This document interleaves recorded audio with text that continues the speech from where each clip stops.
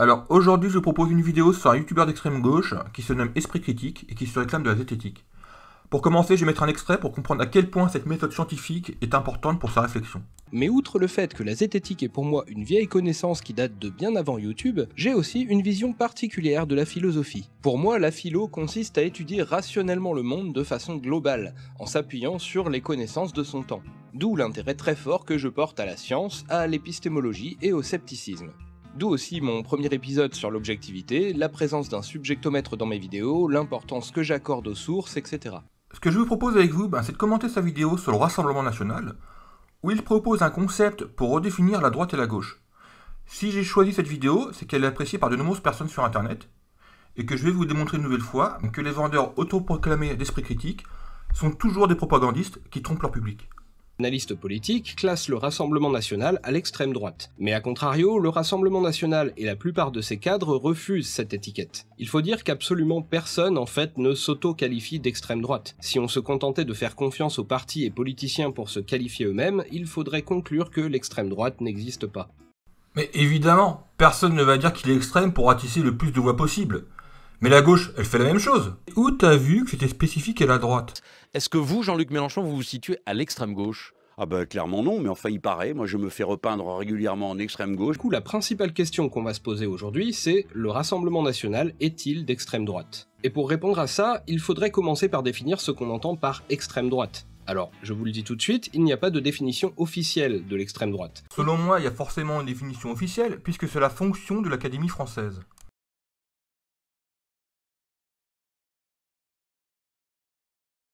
Bien sûr, le plus évident, le plus logique, c'est que ce serait une version extrême de la droite. Et du coup, on retombe sur le problème de la définition du clivage gauche-droite. Si on pense par exemple, comme Macron, que la gauche c'est l'égalité et la droite c'est la liberté, ça marche pas, parce que c'est difficile de dire que l'extrême droite se définit par un attachement extrême à la liberté. On peut dire exactement la même chose pour la gauche. Sauf si bien sûr, tu estimes que la discrimination positive est un attachement extrême de l'égalité. Libéralisme, on va devoir dire que Jean-Marie Le Pen, quand il glorifiait Ronald Reagan dans les années 80, était bien de droite, mais que Marine Le Pen ne serait plus d'extrême droite puisqu'elle dénonce désormais le libéralisme. Mais ce serait oublier que lorsqu'en 1789 on a inventé les mots gauche et droite en politique, les libéraux c'était la gauche, et la droite était pour le maintien de l'ancien régime contre le libéralisme. Plus généralement, comme je vous l'ai expliqué dans plusieurs vidéos, si on essaye de donner un contenu idéologique stable aux mots gauche et droite à travers l'histoire, ça ne marche tout simplement pas. Et on va devoir conclure que la gauche et la droite, ça ne veut plus rien dire, comme d'ailleurs le disent main dans la main Emmanuel Macron et Marine Le Pen. Évidemment, comme tu es malhonnête, tu te gardes bien de dire que c'est la même chose pour Mélenchon, encore une fois. La seule façon de donner un sens cohérent aux mots gauche et droite tout au long de l'histoire, c'est en utilisant la définition que je propose sur ma chaîne depuis le début. Alors celle-là elle est bonne parce qu'il nous dit que la seule façon de définir la gauche et la droite, c'est de penser comme lui. On est de gauche quand on veut changer le monde, créer une société nouvelle qu'on pense meilleure. Alors, définition plus vague, tu meurs, je sais pas, on va prendre un exemple, le nazisme il voulait une société nouvelle, qu'elle pensait meilleure, voilà. Et pourtant, est-ce que tu estimes que le nazisme est de gauche? Je pense pas, donc ta définition elle est complètement foireuse, faut le dire.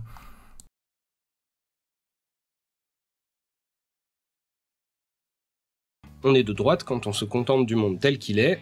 Mais aucun parti politique dans le monde entier ne se contente du monde tel qu'il est. À partir du moment où tu proposes un programme, ce n'est pas pour dire aux gens, votez pour moi, je veux rien changer. Je comprends pas là. Ou qu'on souhaite le faire revenir à un état passé. Un anticapitaliste, c'est bien un retour au passé puisqu'il va abolir le capital. A l'inverse, le RN qui propose un référendum populaire propose un projet de société qui n'a jamais été appliqué par le passé. Et puis, il n'y a aucun programme qui veut aller que en avant ou que en arrière. Enfin, c'est hyper réducteur de dire ça, quoi. Par exemple, Jean-Luc Mélenchon, il est le premier à dire que sa révolution, c'est d'abord retrouver ses acquis sociaux et non proposer de nouvelles choses. Donc du coup, il est de droite ou il est de gauche, puisqu'on s'y perd avec ta définition. Le mot révolution, je crois que vous ne comprenez pas. En effet, la vérité, c'est que je suis assez traditionnel. Qu'est-ce que je demande? Que les gens puissent vivre de leur paye, qu'ils puissent partir à la retraite à temps, que les enfants soient élevés par une école de bonne qualité, qu'on puisse se soigner quand on a besoin. Voilà la révolution qu'il faut faire, c'est arriver à ce résultat. Comment? C'est ce qui explique que les anciennes idéologies de gauche comme le libéralisme passent à droite quand elles finissent par être appliquées durablement, puisqu'elles ne sont plus des projets de nouvelles sociétés. C'est marrant ce que tu dis, parce que, selon toi, une idéologie qui fonctionne, c'est une idéologie de droite en fait. Les idéologies de gauche, c'est ce qui ne marche jamais en fait.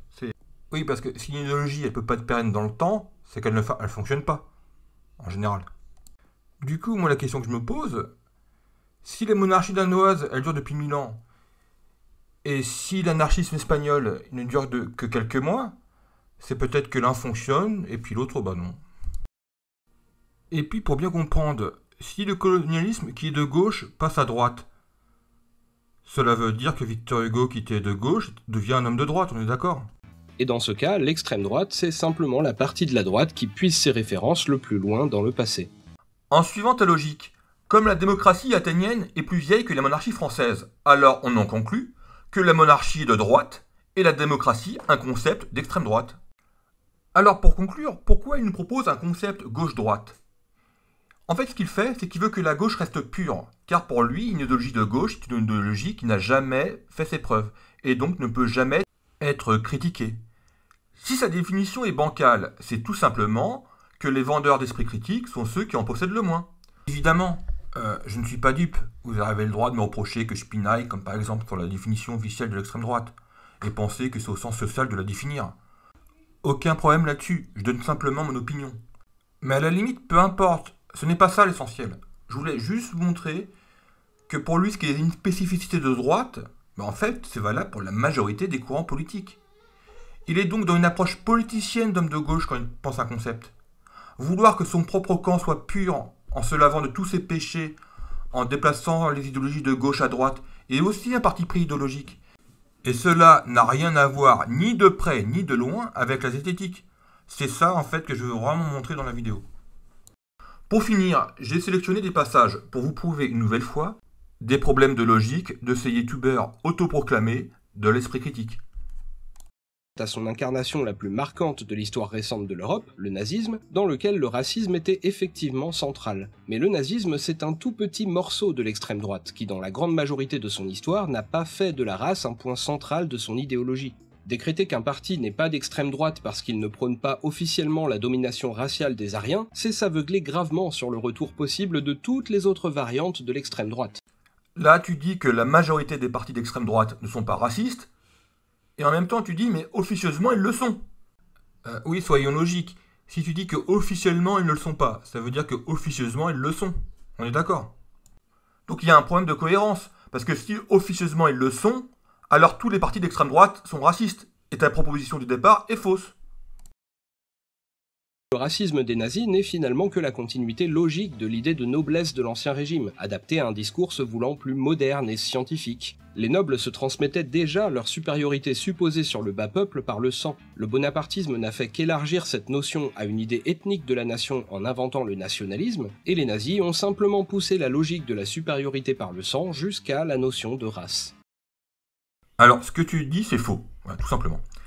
Les théories raciales ont été dominantes à partir du 19e siècle, car la science a remplacé les religions, justement. Les théories eugénistes étaient partagées par la majorité des pays protestants, que ce soit l'Angleterre, les États-Unis, etc.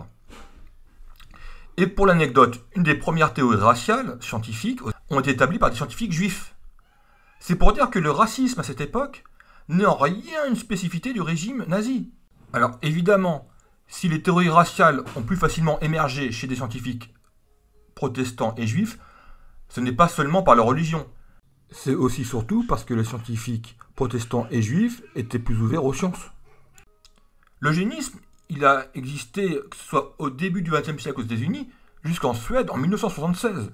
Alors tu vois bien que le limiter au nazisme, c'est complètement débile. A l'inverse, le catholicisme, il découle de la monarchie française. Et elle était opposée aux théories raciales à l'eugénisme. Donc tu vois bien ce que tu dis, ça ne va pas. C'est complètement faux. Je vais te le dire encore une fois, on n'est pas au PMU, tu te renseignes avant de parler. Tu vois, ça t'évitera de dire n'importe quoi et puis de peler l'esprit des gens avec ton idéologie, tout simplement. On va pas se mentir, la vérité c'est ça, quoi. Le cynisme électoral au RN ne se cache même pas. Au lendemain des présidentielles, on voyait ainsi les cadres FN dire ouvertement qu'ils allaient renoncer à la sortie de l'Union européenne puisque ce n'était pas vendeur électoralement. Comment? Mais alors ce n'était pas une vraie conviction profonde chez vous? Mais chez toi, à gauche, en quoi c'est différent? Jean-Luc Mélenchon, il a toujours été très ambigu sur la sortie de l'Union européenne. Enfin, Comment tu peux toujours reprocher aux uns ce qui est valable pour les autres? C'est ça dans toute ta vidéo, c'est insupportable. Parce que figurez-vous, ce que je dis est Un petit peu pour moi aussi. Hein. parfaitement clair. Alors vous avez le choix. Ou on s'arrange pour une autre politique européenne, Ou ou quoi? Ou. Ah bah voilà. Ciao. Ça veut dire quoi, ciao? Du chantage. Ça veut dire... italien. Non, allez au bout. Ça veut dire quoi, ciao? Mais vous avez compris. Non. Monsieur Mélenchon, je voudrais savoir... Non, madame Salamé, c'est toujours la même affaire. Mais c'est Allez-y. fou quand même. Est-ce que vous sortiriez de l'euro, oui ou non, si vous êtes Mais président? madame- Pourquoi vous ne répondez pas à cette Mais question? oui, mais comment Oui. je peux vous le dire plus clairement? Oui, c'est oui, on Écoutez-moi, sortira de l'euro. non. Quand vous dites Madame Le Pen... La discussion est terminée sur ce sujet. Quels sont les résultats? Aucun. Par conséquent, la méthode ne valait rien. La seule qui vaut quelque chose, c'est d'avoir un plan B. S'il ne cède pas sur le plan A, alors nous passons au plan B. Qu'est-ce que le plan B? Qu'est-ce que le plan B? Le plan B, c'est le plan que je viens de présenter comme plan A. Si les autres n'en veulent pas, alors nous le faisons quand même entre ceux qui sont d'accord. Le plan B, c'est le plan A maintenu. C'est vraiment ça la motivation principale de toute idéologie d'extrême droite, la peur de l'inconnu, la peur de la nouveauté, la conviction que toute remise en cause du passé est forcément une catastrophe, un effondrement, une perversion, un déclin. La collapsologie, c'est de gauche ou c'est de droite? Rappelle-moi un petit peu. On ne peut pas nier maintenant qu'il y a des catastrophes. Enfin, il suffit de voir la climatologie, la finance, l'économie, la biodiversité, l'énergie, etc. Et à chaque discipline cloisonnée, en fait, annonce des catastrophes, passées, présentes, futures. S'ils sont contre l'immigration, c'est parce qu'elle les force à cohabiter avec de nouveaux types de gens. S'ils sont contre l'Europe, c'est surtout parce que c'est un changement. La philosophie entière de l'extrême droite se fonde d'abord sur une phrase. C'était mieux avant. Voilà, c'était l'épisode 5 d'Esprit de Parti. Si ça vous a plu, n'oubliez pas les pouces en l'air. Non, ça m'a pas plu du tout, t'as aucun pouce en l'air. Là, t'es en train de faire un sophisme du faux dilemme. Si les gens critiquent l'Union Européenne ou critiquent l'immigration, c'est pas parce qu'ils ont peur du changement, c'est tout simplement parce que ça marche pas. Enfin, dans quel monde tu vis, toi? Où c'est que t'as vu que l'immigration, elle ne posait pas de problème et que l'Union Européenne, ça marchait? Où ça? Où sont tes arguments? J'ai envie de les voir, là. Montre-les. Ça veut dire que même pour ta conclusion, tu fais même pas un effort d'esprit critique. C'est juste dingue, quoi. Comment on fait pour faire une vidéo aussi mauvaise, aussi de mauvaise foi? Bref. Du coup, je vais arrêter la vidéo. Bon, vous avez compris, c'est toujours la même chose, voilà. Ceux qui se déclarent de la zététique, ben, c'est pas pour développer l'esprit critique des gens, c'est uniquement pour faire de la propagande, comme toujours. C'est toujours la même chose.